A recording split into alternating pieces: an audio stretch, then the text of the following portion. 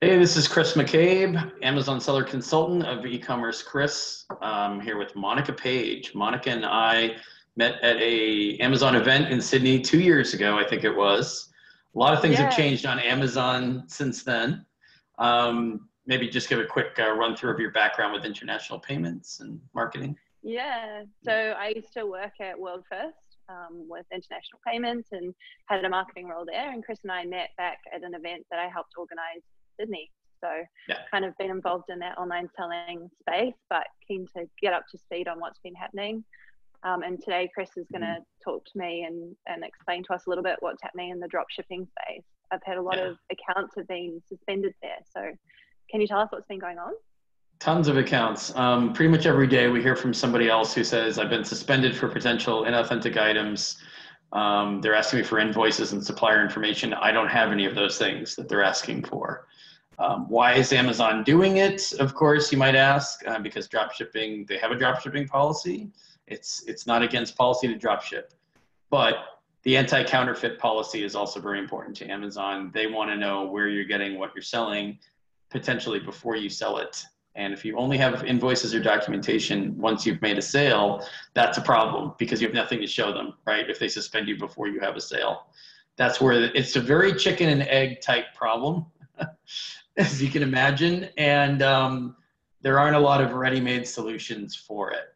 It's kind of a brick wall right at the beginning. I understand lots of agencies are peddling this as a way of starting a new account. A lot of people have been established drop shippers using this business model for a long time. That all has to change, and that is changing very quickly because if you can't defend the authenticity of your products using supply chain documentation Amazon wants to see, then you don't really have a basis for an appeal. And that wasn't really happening when you were interacting with sellers a couple of years ago. No, that's right. So it Yeah. sounds like drop shipping is risky in general now because, like you mentioned before, unless you have that invoice, which you don't have until you start selling or Yeah. until you've sold the product, like you just don't have proof that it's not counterfeit. And you don't have supplier information either. Yeah, You can't tell them exactly where you got it because you haven't gotten it yet. You know, this is kind yeah. of like, Minority Report, future crime. you haven't, you haven't, you haven't really sold anything counterfeit yet. It's not about that. I mean, that's what people don't understand. It's about being able to prove authenticity before it happens, before there's an Okay. order, because Amazon doesn't want to risk, at this point at least, does not want to risk that you may be selling something counterfeit, and they don't want to be criticized for why didn't you vet the seller on the way in? Why didn't you check them before they sold all these counterfeit products? They're tired of hearing that. So they Hmm. changed how they enforce. So they do have a drop shipping policy, and there's different facets to that, but this isn't really about drop shipping, it's about sourcing. And I think that's what a lot of people don't understand. Okay. And is there anything that people can do if their account is temporarily deactivated, as Amazon might state? Is there anything that sellers can do in that situation? I mean, the people that we work with that we get reinstated, we show Amazon that they've switched away from that model. They're not using it anymore. I know people hearing this will say it's easier said than done, but the reality is if you can come back to them and say, well, now we're buying from these same brands could be different brands of the same ones. We're buying them from established wholesalers or we're buying them from authorized distributors. Here they are. Here are their websites, and we bought from them. We have new invoices from these companies, and you can verify the supplier just as you can verify the invoice. I mean, Amazon has investigators calling suppliers to verify quantities and address information and information about your relationship with that supplier to sell those brands on Amazon. They'd only do that if they were really serious about nailing this stuff down way before you sell something on the site. They don't want to wait until buyers complain of fake product.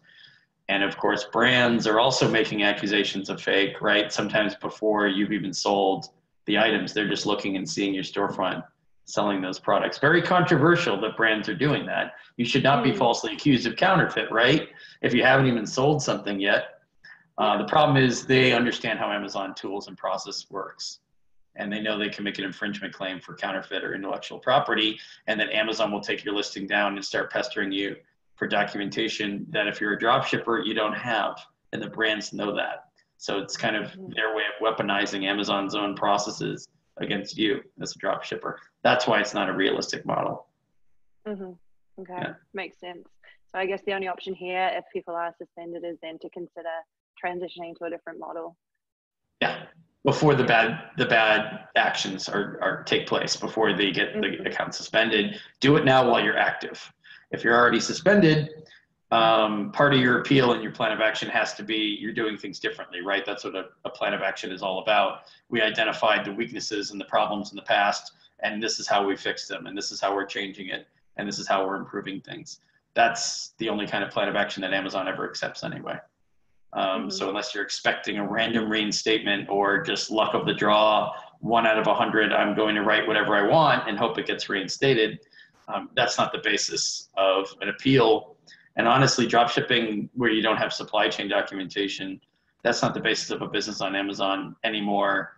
Even if you might look there today and find 200 dropshippers, if you spent all day trying to find accounts that have this business model. Of course, any hour of the day you can find people listing this or that, selling this or that. That doesn't mean they last. That doesn't mean that it's a long-term solution. It means that as a short-term model, it might work for a little while. They wouldn't contact me as often as they do about suspensions if that were a long-term model. So it's just a change in the marketplace and adaptability. That's really all this is about. So, right. Yeah. So if anyone has any questions about this, ask me, and you can find me at ecommercechris.com. Of course, you can email me as well, chris@ecommercechris.com. But it was great catching up with you. Good talking to you today. And we'll pick another topic next time to keep sellers away from trouble on Amazon. Awesome. Thanks, Chris. Thanks. Take care. Bye.